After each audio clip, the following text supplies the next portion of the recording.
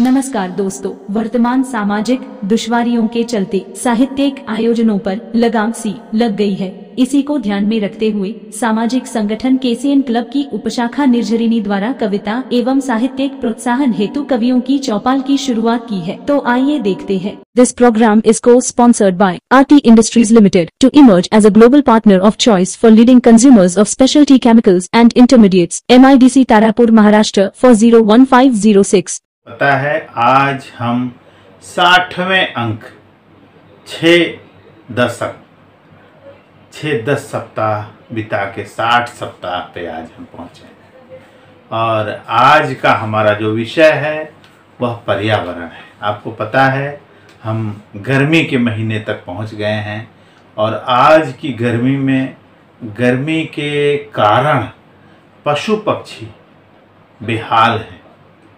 इसका कारण सुनिश्चित है पर्यावरण का अनियंत्रित होना, निरंतर कटते हुए पेड़ और हमारे जलवायु में हो रहा परिवर्तन। ये सब कारण है इस अनियंत्रित पर्यावरण का। लेकिन इसका कहीं न कहीं और भी नुकसान हमें उठाना पड़ सकता है। अभी कोरोना की बीमारी ने हम सबको त्रस्त कर दिया था और अभी भी उसका खतरा हमारे पूरी दुनिया पर बना हुआ है। ऐसे में हमें ज़रूर ध्यान देना चाहिए। जलवायु परिवर्तन के इस तरह अचानक बदलाव को देखते हुए हमें पर्यावरण के नियंत्रण पर ज़रूर ध्यान देना चाहिए। इसी को ध्यान में रखते हुए कवियों की चौपाल के 60वें अंक को पर्यावरण संरक्षण विशेषांक का नाम दिया। आज हम पर्यावरण विशेष को ही लेकर कार्यक्रम के बीच में आए हैं और हम आपको ऐसे कवियों को सुनाएंगे जो पर्यावरण विशेष पर अपनी चर्चा रखेंगे। तो आइए, सबसे पहले मैं जिनको बुलाने जा रहा हूं उनके सम्मान में दो शब्द पर्यावरण संबंधित। खुद भी पेड़ लगाओ इतने, धरती स्वर्ग दिखाई दे, करके ऐसा काम दिखा दो जिस पर गर्व दिखाई दे। अब मैं बुला रहा हूं प्रयागराज से वरिष्ठ कवि अर्जुनधर द्विवेदी जी। मित्रों नमस्कार, मैं प्रयागराज से अर्जुनधर द्विवेदी केसीएन क्लब द्वारा संचालित काव्य गोष्ठी में आप सबका हार्दिक स्वागत करता हूँ। सभी उपस्थित कवियों विद्वज्जनों को प्रणाम। केसीएन क्लब के अध्यक्ष श्री नंदन मिस्त्यागी जी द्वारा समय समय पर इस पटल पर कुछ विशेषांक रखना उनकी जागरूकता का परिचय देता है। आज का विषय जो पर्यावरण के ऊपर रखा गया है, दो शब्द, जीव और प्रकृति का शाश्वत संबंध है। प्रकृति के बिना जीवन की कल्पना भी नहीं हो सकती। पर्यावरण का सीधा प्रभाव हमारे स्वास्थ्य पर पड़ता है। इसे शुद्ध और स्वच्छ रखना हम सभी का दायित्व है। पर्यावरण को शुद्ध रखने की जो प्राकृतिक व्यवस्था है वो है हमारे वृक्ष, वनस्पतियां, जो वातावरण में जो प्रदूषण फैलता है उसे शुद्ध करने में इनका बहुत महत्वपूर्ण योगदान रहता है। लेकिन आज आधुनिक शहरीकरण और विकास के नाम पर अंधाधुंध वृक्षों की कटाई के कारण पर्यावरण पर के प्रदूषण पर इसका बहुत प्रभाव पड़ा है। इसे रोकने के लिए हमें अपनी पुरानी परंपराओं पर चलना होगा, अधिक से अधिक वृक्षारोपण करना होगा, क्योंकि जल, वायु, अग्नि के बिना हम जीवन की कल्पना भी नहीं कर सकते। ये हमारे जीवन के सहयोगी हैं। इनके बिना एक पल भी हम जीवित नहीं रह सकते। हम सबका दायित्व है कि अपने आसपास के वातावरण को, पर्यावरण को शुद्ध रखने का निरंतर प्रयास करें।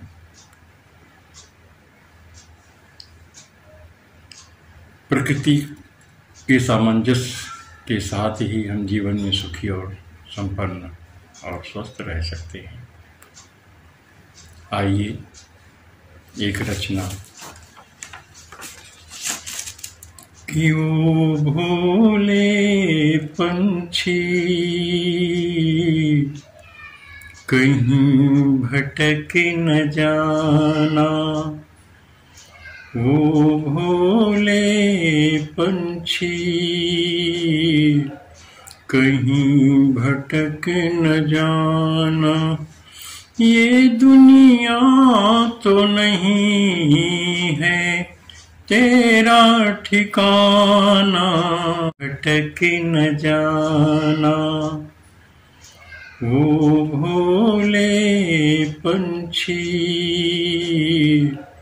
कहीं भटक न जाना, ये दुनिया तो नहीं है तेरा ठिकाना, ओ भोले पंछी कहीं भटक न जाना। काल बहेलिया जाल है माया, देश बेगाना सब है पराया, काल बहेलिया जाल है माया, देश बेगाना सब है पराया, मोह के बंधन में बंध के कहीं खुद को भूल न जाना, वो भोले पंछी कहीं भटक न जाना। तन है पिंजरा मन है बंधन, छोड़ दे प्यारे कर प्रभु बंधे, पंछी कहीं भटक न जाना।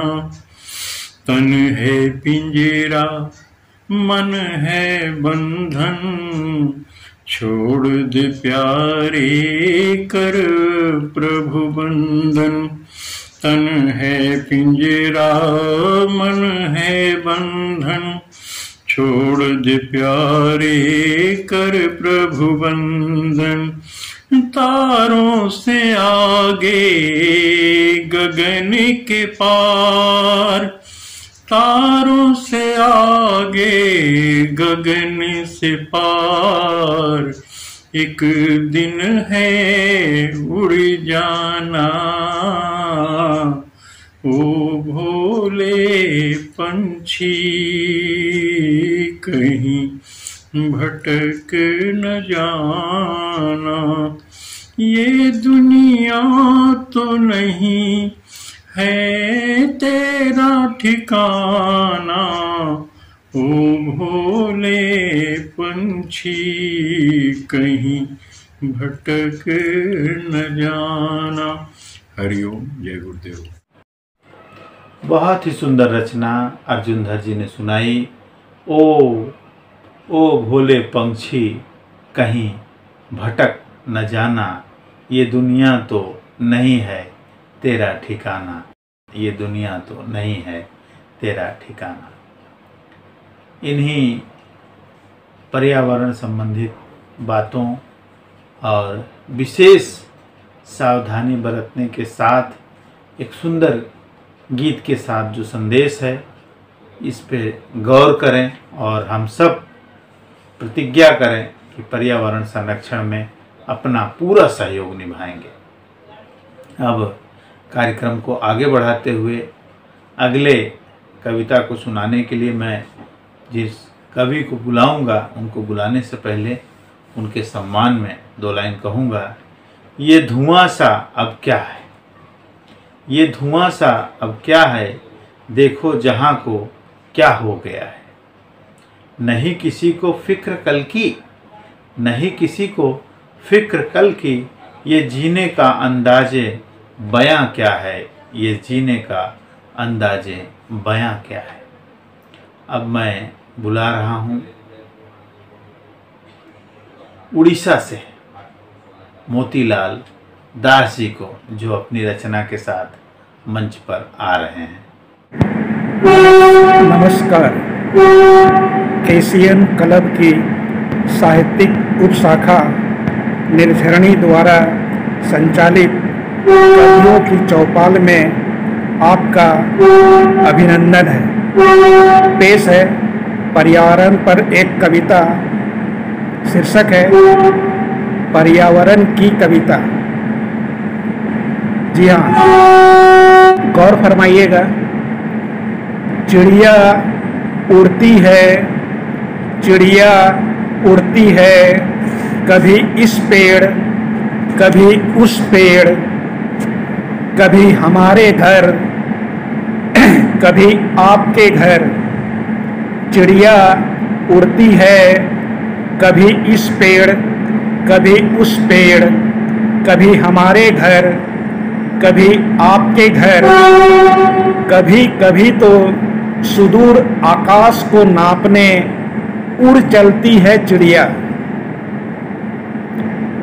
फूल खिलते हैं, फूल खिलते हैं, कभी इस गमले कभी उस गमले, कभी मेरे बगीचे कभी आपके बगीचे। फूल खिलते हैं, कभी इस गमले कभी उस गमले, कभी मेरे बगीचे कभी आपके बगीचे। कभी कभी तो घनघोर जंगल को महकाने मचल उठते हैं फूल। आगे देखिए। बच्चे खेलते हैं, बच्चे खेलते हैं, कभी इस घर कभी उस घर, कभी हमारे गली कभी आपके गली। बच्चे खेलते हैं, कभी इस घर कभी उस घर, कभी हमारे गली कभी आपके गली। कभी कभी तो पूरे समय को बहकाने गा उठते हैं बच्चे। आगे देखिए। कविता भी उड़ती है, कविता भी उड़ती है, कभी इस बहाने कभी उस बहाने। खिलती भी है, कभी हमारे गोद कभी तुम्हारे गोद। कविता भी उड़ती है, कभी इस बहाने कभी उस बहाने। गौर फरमाइएगा। चिड़िया उड़ती है, चिड़िया उड़ती है, कभी इस पेड़ कभी उस पेड़, कभी हमारे घर कभी आपके घर। चिड़िया उड़ती है, कभी इस पेड़ कभी उस पेड़, कभी हमारे घर कभी आपके घर। कभी कभी तो सुदूर आकाश को नापने उड़ चलती है चिड़िया। This program is co-sponsored by Serech Overseas Limited. Serech stands for quality products. Plot number 129 Tarapur MIDC, Boisar, Maharashtra 401506. बहुत ही सुंदर रचना। चिड़िया उड़ती है, कभी इस पेड़ पर कभी उस पेड़ पर। अपनी कविता के साथ पर्यावरण से संबंधित एक ऐसा संदेश देने का प्रयास किया है दास जी ने कि वास्तव में हमारी प्रकृति में हमारे पशु पक्षियों को क्या चाहिए, उनकी क्या परंपरा है, उसका निर्वहन कैसे हो, उसको हम सोचने के लिए प्रतिबद्ध हों। इस विचार के साथ अपनी रचना को सुनाया उन्होंने। बहुत बहुत धन्यवाद। इसी तरह मंच से आप जुड़े रहें और लोगों को और अपनी कविताएं सुनाते रहें। धन्यवाद। अब मैं कार्यक्रम और समय का ध्यान रखते हुए कार्यक्रम को आगे बढ़ाऊंगा और अगले कवि जिनको बुलाने जा रहा हूं उनके सम्मान में पर्यावरण संरक्षण संबंधित 2 लाइनें कहूँगा। खतरे में है वन्य जीव सब, खतरे में है वन्य जीव सब, मिलकर इन्हें बचाना है, आओ हमें पर्यावरण बचाना है, पेड़ न काटे बल्कि पेड़ लगाना है, पेड़ न काटें बल्कि पेड़ लगाना है। अब मैं बुला रहा हूँ मुंबई पनवेल से वरिष्ठ कवियत्री साहित्यकारा लता तेजेश्वर रेणुका जी को। ये मेरी कविता पर्यावरण पर है।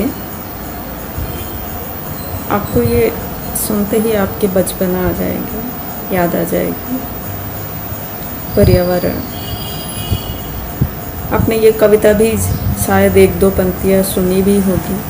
जब मैं छोटा बच्चा था शोर बहुत मैं करता था, जब मैं छोटा बच्चा था शोर बहुत मैं करता था, वन पहाड़ मेरे दोस्त थे, पेड़ों पर मैं लटकता था, आम खट्टा मीठा ललचाता था, कमल के फूल लुभाते थे, पेड़ पौधे में छुपते थे, नाव कागज के बनाते थे, पानी में उसको छोड़ते थे, पेड़ पौधे में छुपते थे, नाव कागज के बनाते थे, पानी में उसको छोड़ते थे। बातें थी बड़ी सुहानी खिल उठती थी चिड़िया रानी, बातें थी तब बड़ी सुहानी खिल उठती थी चिड़िया रानी, पोखर नदी भरे थे जल से, पोखर नदी भरे थे जल से, पेड़ पौधे हरे भरे थे, मछली जल की रानी थी, बात यह बड़ी रूहानी थी, अब न दिखती चिड़िया रानी नहीं अब बात वह नूरानी, अब न दिखती चिड़िया रानी नहीं अब वह बात नूरानी, अब तालाब में नहीं स्वच्छ पानी जहाँ खेलती थी मछली रानी, पोखर जलाशय सूख रहे हैं, पीड़ा उसकी जीव भोग रहे हैं, पानी बचाओ जीवन बचाओ रोज एक पेड़ लगाओ, हवा को ताज़ा बनाओ, पानी बचाओ जीवन बचाओ रोज एक पेड़ लगाओ, हवा को ताज़ा बनाओ, नई पीढ़ी खुशहाल से जिए, नई पीढ़ी खुशहाल से जिए ऐसा कोई गीत सुनाओ, पेड़ पौधे हैं जीवन देते, पेड़ पौधे हैं जीवन देते, इनके बगैर हम अधूरे, सांस तो है जीवन हमारे उसे दूषित न करो प्यारे, पेड़ पौधे हैं जीवन देते इनके बगैर हम हैं अधूरे, सांस तो है जीवन हमारे उसे दूषित न कर, पेड़ पौधे हैं जीवन देते, पेड़ पौधे हैं जीवन देते, इनके बगैर हम अधूरे, सांस तो है जीवन हमारे उसे दूषित न करो प्यारे। बहुत ही सुंदर रचना, और आपने भी छोटे बच्चों को और आज से पुरानी जो जीवन शैली थी उसको याद दिलाया। वास्तव में जीवन शैली का यह बदलाव निश्चित ही विकास के नाम पर हमारे जीवन शैली का जो अचानक बदलाव हो रहा है यह पर्यावरण के साथ संबद्ध नहीं है। हमें आज भी पुरानी परंपरा आधारित जीवन हमारे पर्यावरण से संबद्ध है। अगर हमें विकास करना है तो पर्यावरण को संलग्न लेके साथ में रख के ही हमें विकास की परिधि सोचना चाहिए। जब मैं छोटा बच्चा था ऐसी सुंदर रचना और सुंदर संकल्पना के साथ आदरणीय लता तेजेश्वर रेणुका जी ने बहुत ही सुंदर कविता सुनाई। मंच से मैं बहुत बहुत आभार व्यक्त करता हूं और आग्रह करता हूं कि इसी तरह आपकी कविताएं मंच को प्राप्त होती रहें। अब मैं कार्यक्रम को आगे बढ़ाते हुए अगले कवि को बुलाने से पहले उनके सम्मान में 2 लाइन कहूँगा। सूखी बंजर धरती पर जब रिमझिम बूंदें पड़ती हैं, सौंधी खुशबू के संग ही कुछ उम्मीदें भी पलती हैं। अब मैं बुलाऊंगा पर्यावरण संरक्षण पर अपनी विस्तृत चर्चा और सुंदर बातें रखने के लिए कानपुर उत्तर प्रदेश से वरिष्ठ कवि, साहित्यकार और कई दशकों से अपनी रचनाएं पुस्तक और अखबारों में छापते हुए वरिष्ठ साहित्यकार आदरणीय श्रीहरि वाणी जी को, जो पर्यावरण संबंधित अपनी विशेष चर्चा और एक संदेश आपके लिए देंगे। नमस्कार, मैं कानपुर से श्रीहरि वाणी। आज धरनी के पटल पर आदरणीय नंदन मिश्रा जी ने चर्चा हेतु मुझसे कहा। मैं आभारी हूँ नंदन मिश्रा जी का, इनकी पत्रकारिता और नवोन्मेष जो इनका होता है, साहित्य में हो, पत्रकारिता में हो या चिंतन में हो, नई नई खोज और नए नए तरीके को चीज़ों को प्रस्तुत करना, इसके लिए मैं नंदन मिश्रा जी का बहुत आभारी भी हूँ और उन्हें धन्यवाद भी देता हूँ। और इन सबके साथ प्रभु से कामना करता हूँ कि नंदन मिश्रा जी के व्यक्तित्व के अंदर की जो ऊर्जस्विता है उसमें और वृद्धि करें। आज हमें मिश्रा जी ने पर्यावरण पर चर्चा की बात की। पर्यावरण पर जब हम चर्चा करते हैं तो एक तरह से हम संपूर्ण प्रकृति की बात करते हैं। प्रकृति में जितने प्रकार की चीजें हैं, प्रभु ने जो कुछ भी इस संसार में बनाया है, सब प्रकृति में समाहित है। और उसी के संरक्षण की बात जब आ जाए, मानव जीवन या अन्य जीव जंतु, इनके संरक्षण के जीवन रक्षा की बात आ जाए, तो पर्यावरण की बात शुरू होती है। अब आप देखिए कि प्रकृति ने हमको जो हमारी जीवन रक्षा का आवश्यकताएं हैं वो कितनी सहज उपलब्ध कराई। सबसे पहले हवा की बात ले लीजिए। हवा के बगैर हम 5 मिनट भी जीवित नहीं रह सकते, और हवा हमें बिना किसी मूल्य के सहज रूप से संपूर्ण संसार में उपलब्ध है। इसके लिए कोई शुल्क, कोई कीमत किसी को नहीं देनी पड़ती। इसके बाद आइए जल। जल एक ऐसी वस्तु है जिसके बगैर अगर एक हफ्ते भी हमको जल नहीं मिले तो हमारा प्राण संकट में पड़ जाएगा। एक हफ्ते के पहले भी कुछ लोग ऐसे भी हैं जिनका 3-4 दिन में प्राण संकट में पड़ जाए। कुछ में बहुत क्षमता होगी तो एक हफ्ते घसीट जाएंगे, लेकिन इसके बाद में प्राण संकट में पड़ने हैं। और जल भी प्रकृति ने हमको पर्याप्त उपलब्ध कराया। पूरे संसार में जैसा बताया जाता है कि 1/3 भाग केवल पृथ्वी है और बाकी 2/3 भाग जल का है। तीसरी चीज आइए भोजन। भोजन एक ऐसी वस्तु है जो आप सहज रूप से प्राकृतिक तरीके से भी, प्रकृति से भी आप प्राप्त कर सकते हैं। और यदि आपको नहीं मिले तो भोजन एक ऐसी वस्तु है कि आप 15 दिन 20 दिन भी केवल आप पानी पीते रहे तो भी आपका जीवन सुरक्षित रह सकता है। इसके बाद बात आती है वस्त्र और मकान की। तो आज देखिए हवा के बारे में अगर शुरू करेंगे, जो अति आवश्यक चीज है, तो उसके लिए हम सब लोगों ने हवा के लिए बहुत सारी आज चर्चाएं हो रही हैं। आज लोगों को याद आ रहा है कि ओजोन परत हमारी खराब हो रही है, ऑक्सीजन की जरूरत हुई। अभी विगत कुछ ही वर्ष पूर्व हम सब ने ऑक्सीजन की आवश्यकता को महसूस किया है बड़ी शिद्दत से। बहुत से लोग इस ऑक्सीजन के चक्कर में उनका स्वर्गवास भी हुआ, बहुतों ने अपनों को खोया। और उस ऑक्सीजन के लिए हम लोगों ने किया क्या? जो पेड़, जो जमीन, जो नदियां, जहाँ से हमें शुद्ध ऑक्सीजन मिल सकती थी वन प्रांतर से, वो सब हम नष्ट करते चले गए। आज भी हम इतने ज्यादा ऊर्जा की खपत कर रहे हैं, चाहे पेट्रोल के रूप में हो, चाहे कोयले के रूप में हो, चाहे किसी रूप में हो। लेकिन हम जब भी ऊर्जा की खपत करते हैं, पेट्रोल जलाते हैं, वाहन चलाते हैं, तो निश्चित रूप से पर्यावरण पर प्रभाव पड़ता है। लेकिन मनुष्य इतना स्वार्थी है कि अभी कोरोना काल में आपने देखा होगा कि कोरोना की जहाँ से शुरुआत हुई वहाँ पर उस जगह के लोग, उस देश के लोग इस संसार के किसी भी प्राणी को नहीं छोड़ते, सब कुछ खा जाते हैं। अब आप सब कुछ खा जाएंगे, सभी कुछ अपने स्वार्थ में, अपने जीवन के लिए सभी को सर्वनाश करने में तैयार है, तो प्रकृति भी आपको कब तक बचाएगी? ईश्वर भी आपकी कब तक मदद करेगा? ईश्वर ने आपको बुद्धि दी है, क्षमता दी है, आपको कार्य की बौद्धिकता दी है, विकास करने के लिए, सभ्यता के विकास करने के लिए बुद्धि दी है, या आपने सभ्यता के नाश करने के लिए आपको बुद्धि दी है?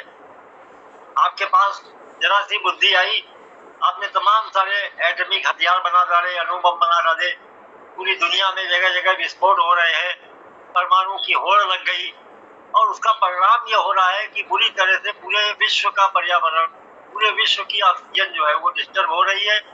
और उसके बाद भी हम केवल इसमें मस्त है कि हमें अपना काम करना है, बाकी दूसरे लोग इसकी चिंता करें, हम तो अपना काम करेंगे, हम तो 24 घंटे एसी चलाएंगे, कार में एसी चलाएंगे, घर में एसी चलाएंगे, और एसी के कारण जो कुछ नुकसान हो रहा है वो बाकी लोग ये लें, बाकी लोगों को उपदेश देते घूमेंगे। हमारे देश में मुझे लगता है इस देश के अंदर सबसे ज्यादा उपदेशक अगर कहीं है तो वो हिंदुस्तान में। यहाँ उपदेशकों की कमी नहीं है, बिना कहे लोग उपदेश देने लगेंगे, सबको उपदेश देते घूमेंगे, खुद कुछ नहीं करेंगे। सरकार से और समाज सेवी संगठनों से इनसे अपेक्षा करेंगे वो कुछ करें, खुद हमें कुछ नहीं करना है। जल की बात आई है तो जल को हमने कितना नष्ट किया है इसकी कोई क्षमता नहीं है। आज भूगर्भ का जल स्तर इतना नीचे चला जा रहा है, खेत सूख रहे हैं, पेड़ खत्म हो चुके हैं। कहीं पर आज ग्रामीण क्षेत्रों में, गांवों में जो हमारे समकक्ष लोग होंगे उन्हें याद होगा, आज से 30-40 वर्ष पूर्व गांव में जाते थे तो अपने गांव के बगीचे में बैठ जाते थे, उन्हें एसी और कूलर जैसी ठंडक का एहसास होता था। आज न वो बगीचे रह गए। गांव में जाइए तो इस समय चारों तरफ बिल्कुल दूसरा बंजर जैसा दिख रहा है, तपती हुई हवाएं चल रही है, धूल लपट लग रही है। कारण ये था कि कच्ची जमीनों, कच्ची जो मिट्टी के मकान थे वो हमने खत्म कर लिए, खपरेल के मकान हमने खत्म कर लिए, कंक्रीट के जंगल बना लिए। हर कोई अपने अपने फर्श को पक्का कर लेना चाहता है। पहले घर के अंदर भी जो फर्श कच्चे होते थे, आप कल्पना करिए अगर हमसे कभी पानी पीते हुए हमारे एक गिलास का आधा गिलास पानी भी फैल गया है तो वो उसी कमरे के अंदर फैल जाता था और जमीन उसको सोख लेती, और वो आधा आधा गिलास, एक एक गिलास पूरे हर कमरे में फैलते हुए जो घरों का पानी निकलता था वो भी गांव का पानी सब सूखता था, तालाबों में रहता था, और वो पानी भूगर्भ में जाकर के जल स्तर को ठीक बनाए रखता था। हमने क्या किया, सारी जमीनें पक्की कर ली, सबको सीमेंटेड और मार्बल वाले घर चाहिए, बाथरूम तक में मार्बल लगा लेना है, चाहे वे फिसल के गिरे और कूदा तोड़वा ले। ये हमारी आदत बन चुकी। अपने अपने बाथरूम में हर आदमी जिसको देखिए वो शावर बाथ लगाने के चक्कर में है, कमोड वाला सिस्टम ले आए। जो हमारी भारतीय शैली की जो सीट थी शौचालय में वो समाप्त हो गई। अरे भाई, कमोड की जरूरत उन लोगों को है जो वृद्धजन है, जिनके घुटनों में तकलीफ है, जिनके कमर में तकलीफ है, उनके लिए वो रहने दीजिए। लेकिन जो हमारे युवा साथी है वो तो भारतीय शैली से बैठ सकते हैं। भारतीय शैली से बैठने में आपका पानी भी कम खर्च होता है और आपका पेट भी ठीक से साफ होता है। लेकिन ये बात हमारी बुद्धि में नहीं आई। पाश्चात्य सभ्यता की तरफ हम भाग रहे हैं, पाश्चात्य सभ्यताओं की नकल कर रहे हैं। हम अपने कल्याण की भाव लेकर के ही जाते हैं, अपनी याचना करने जाते हैं, हमारा कल्याण हो, हमारे परिवार का कल्याण हो, वहाँ भी हमारा स्वार्थ होता है। पर आप अगर हम कुछ करते हैं तो उससे भी कुछ शुभकामनाएं मिलती है, कुछ दुआएं मिलती हैं, एक परंपरा बढ़ती है जो कभी न कभी हमारे भी वो परंपरा काम आती है। अगर हम आज किसी के बच्चे को सड़क पर चोट लगे, बच्चे को अस्पताल पहुंचाते हैं, तो कल को हमारे बच्चे या हमको खुद को अगर चोट लगेगी तो कोई न कोई पहुंचाने वाला मिल जाएगा। एक चीज बिल्कुल स्पष्ट जान लीजिए बंधुओं, एक चीज तो बड़ी स्पष्ट रूप में आप सब जान लीजिए कि हम सारे लोग, एक बड़ा छोटा सा उदाहरण दे रहे हैं, उससे आपको बड़ी अच्छी तरह से बात समझ में आ जाएगी। हम सब लोग अपने अपने बैंक के खाते कहाँ रखते हैं? अपना जो पैसा होता है किसी का खाता पीएनबी में है, किसी का आईसीआई बैंक में है, किसी का एचडीएफसी में है। अब आप उन बैंकों के खाते के बारे में जरा देखिए। इन आईसीआई बैंक, एसबीआई का, बैंक ऑफ बड़ौदा का, इनका हम भरोसा करते हैं, परंतु प्रभु का, परमात्मा का जो बैंक है पूरे विश्व में चल रहा है, उसका हमने कभी भरोसा किया है क्या? वास्तव में हम प्रभु के भक्त बने घूमते हैं सबके सब, लेकिन हम वास्तव में ईमानदारी से कभी भी उस प्रभु पर भरोसा नहीं कर पाए, उसके बैंकिंग सिस्टम पर हमारा भरोसा नहीं हो पाया। और ये अपने बनाए हुए बैंकिंग सिस्टम में bank of Baroda, Punjab national bank, state bank of India, ICI bank, yes bank, इन पर सब पे भरोसा करते हैं। एक उदाहरण आपको देते हैं। आपका बैंक में, किसी भी बैंक में खाता हो, मान लीजिए बैंक ऑफ बड़ौदा में है, तो जब आप कुछ जमा करने जाते हैं तो जमा करने का काउंटर कोई और होता है जिस पर रामलाल जी बैठे होते हैं। उनका काम है आपसे पैसा दे करके 100, 200, 500, 1000 जो भी आपके लिए जमा करने गए हैं वो ले करके खाते में जमा कर लेना और आपके अकाउंट में उसकी एंट्री कर देना। ये काम रामलाल जी का है, काउंटर नंबर ए पर बैठे हैं। इसके 3 दिन बाद आज आप 1000 जमा कर आए हैं, 500 के 2 नोट जमा करके आए हैं, और कल अगर आपको जरूरत पड़ती है तो आप जाएंगे तो वही रामलाल जी जो एक काउंटर में बैठे, अगर आप उनसे मांगेंगे तो वो असमर्थ होंगे पैसा दे पाते। तब आपको बी काउंटर पर जाना पड़ेगा जहाँ सीताराम जी बैठे हैं।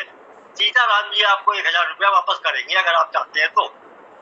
अब वो सीताराम जी से फिर आप लड़ना शुरू करिए कि भाई कल हमने जब जमा किया था तो 500 के 2 नोट थे, आज हमको ये 100 के 10 नोट क्यों आप दे रहे हैं? तो झगड़ा हो जाएगा, लोग आपको मूर्ख कहेंगे। कहने का तात्पर्य ये है कि हम जब भी कभी संसार में किसी के साथ कुछ भी करते हैं तो वो हमारा किया हुआ कृत्य प्रभु के बैंक अकाउंट में जमा हो जाता है और उसका भुगतान हमें उस व्यक्ति से नहीं होता है। नंदन मिश्रा जी को हमने कभी चोट लगने पर एम्बुलेंस से पहुंचाया होगा, अपनी गाड़ी से हॉस्पिटल पहुंचाया होगा, और हमको चोट लगे तो हमें अपेक्षा करें कि नंदन मिश्रा जी ही हमको हमें ले जाए। ये हमारी मूर्खता के सिवा और कुछ नहीं हो सकता। विश्वास मानिए, फिर नंदन मिश्रा जी नहीं आएंगे, फिर वहां पर कोई रामलाल जी आएंगे जो आपको लेकर के जाएंगे। अगर आपको प्रभु के वही खाते पर भरोसा है तो ये होगा, और ये करके देखिए।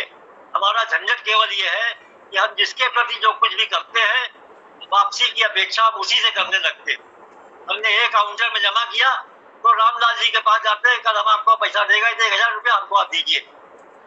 वहीं पर झगड़ा शुरू होता है। रामलाल जी कहते हैं भाई मेरी ड्यूटी जमा करने की है, देने की ड्यूटी तो सीताराम जी के जो बगल बैठे। तो आप कहते नहीं, हम तो आपसे लेंगे और वही 500 के नोट लेंगे जो हमने आपको दिए थे।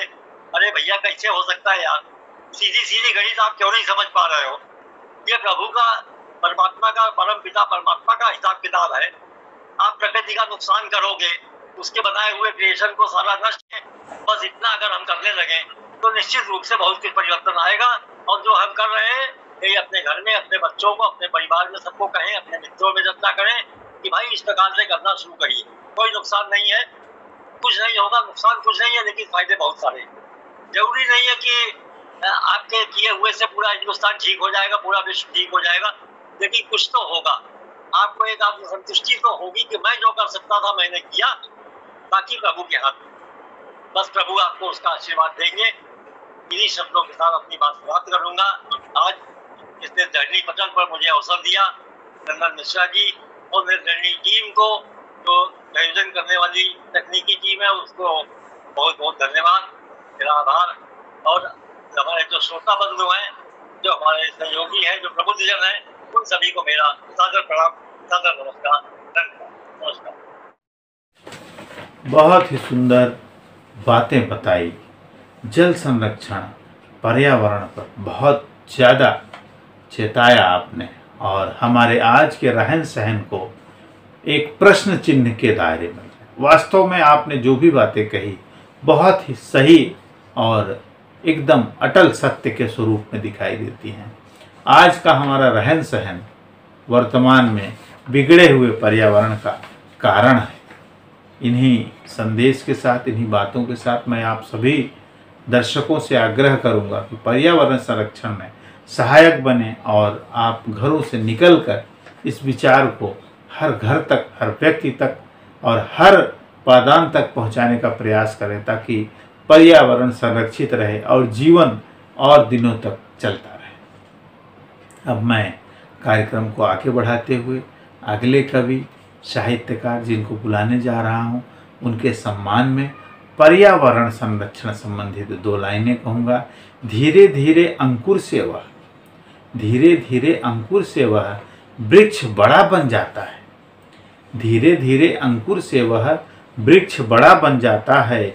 फल छाया और हवा के संग ही संदेशा दे जाता है। फल छाया और हवा के संग ही संदेशा दे जाता है। हार न मानो इस जीवन में, कई सहारे होते हैं। अनवरत संघर्ष करो तुम, कई रास्ते मिलते हैं। अनवरत संघर्ष करो तुम, कई रास्ते मिलते हैं। अब मैं बुला रहा हूँ वरिष्ठ कवि और निर्झरणी के वरिष्ठ पदाधिकारी आदरणीय भोलानाथ तिवारी, मूर्धन्य भारतांचल। नमस्कार। आज के चौपाल में सभी लोगों का हृदय से स्वागत, वंदन और अभिनंदन है। पर्यावरण और जल संरक्षण पर आज की वार्ता एक कारगर वार्ता साबित हो, यही भगवान से प्रार्थना है। मैं धन्यवाद देना चाहूँगा चौपाल के संचालक नंदन मिश्र त्यागी जी को कि एक एक विषय पर चुन करके इनकी जो धारणा है, इनका जो समर्पण है वो सराहनीय है। और उनके हर सफल प्रयास पर मेरी एक ही शुभकामना होती है कि भगवान करे हर कदम की तीव्रता यूं ही बनी रहे, हर कदम की तीव्रता यूं ही बनी रहे। संजय गांधी जी का जब नाम याद आता है तो एक सामने प्रश्न उभरता है कि संजय गांधी जी का जो विचार था वह पर्यावरण के लिए कितना सुंदर था। उनके जन्मदिन 14 दिसंबर को उनका जन्मदिन है और उस जन्मदिन के उपलक्ष्य में मेरी एक बहुत पुरानी रचना लिखी हुई है और उसी को मैं आज आप लोगों के सामने, आप लोगों के समक्ष पेश करना चाहता हूँ कि संजय गांधी का सबसे पहले पर्यावरण पर पहुंचा ध्यान, संजय जी का सबसे पहले पर्यावरण पर पहुंचा ध्यान पंचसूत्रीय कार्यक्रम ने किया सदा है सबका कल्याण। पंचसूत्रीय कार्यक्रम ने किया सभी का है कल्याण। अपने तन की रक्षा करना, परतन का भी रखना ध्यान। अपने तन की रक्षा करना, परतन का भी रखना ध्यान। मानवता ये सिखलाती है जीव जंतु का रखना ध्यान। मानवता यह सिखलाती है जीव जंतु का रखना ध्यान। जन्म सार्थक हुआ आपका याद करेगा हिंदुस्तान। जन्म सार्थक हुआ आपका याद करेगा हिंदुस्तान। जीव जंतु वो वन कटाई से ये आज का ज्वलंत समस्या है। न तो जीव जंतुओं का संरक्षण हो रहा है, न वन कटाई को रोका जा रहा है। संजय जी को मैं धन्यवाद देना चाहूँगा कि जन कटाई वन कटाई जीव जंतु व वन कटाई से आहत होता संसाधन प्रदूषण का मूल यही है।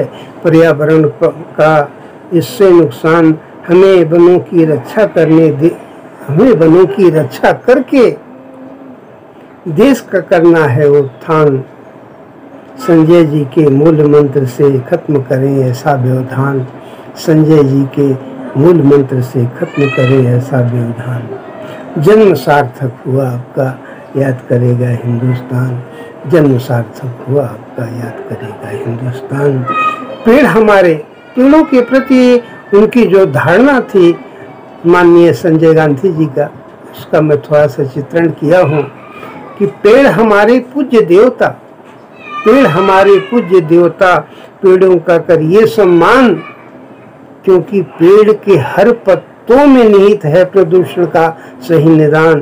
पेड़ के हर पत्तों में निहित है प्रदूषण का सही निदान। पेड़ ही केवल सब दे सकते हैं। पेड़ ही केवल दे सकते हैं। यारो, हम सबको जीवन दान पेड़ लगाकर अब धरती का शीघ्र मिटाओ रेगिस्तान, पेड़ लगाकर अब धरती का शीघ्र मिटाओ यादिस्तान। धन्यवाद। बहुत ही सुंदर रचना और बहुत ही सुंदर संदेश आदरणीय भोलानाथ तिवारी जी ने दिया। अब मैं सभी श्रोताओं से आग्रह करूंगा कि आज के कार्यक्रम का जो मकसद है, जो हम संदेश आपको देना चाहते हैं, वह है पर्यावरण संरक्षण का। तो कृपया इस बात को ध्यान में रखें कि आज से ही एक प्रतिज्ञा लें कि हम सब मिलकर आज इस जलवायु परिवर्तन को एक नई दिशा देंगे और पर्यावरण के बिगड़ते मूड को फिर से संवारने का प्रयास करेंगे। और अपनी कोशिश रहेगी कि घर घर, छत छत, गली गली वृक्षारोपण करेंगे, स्वच्छता का ध्यान रखेंगे, जल संरक्षण करेंगे, जल कहीं भी वेस्ट नहीं करेंगे।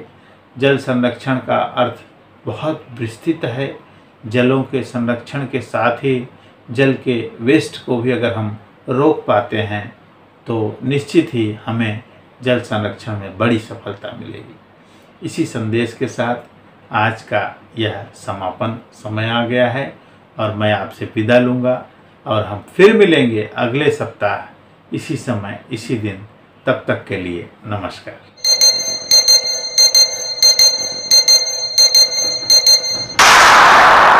This program is co-sponsored by Viraj Profiles Limited, Value Solutions in Stainless Steel, MIDC Tarapur, Maharashtra 401506.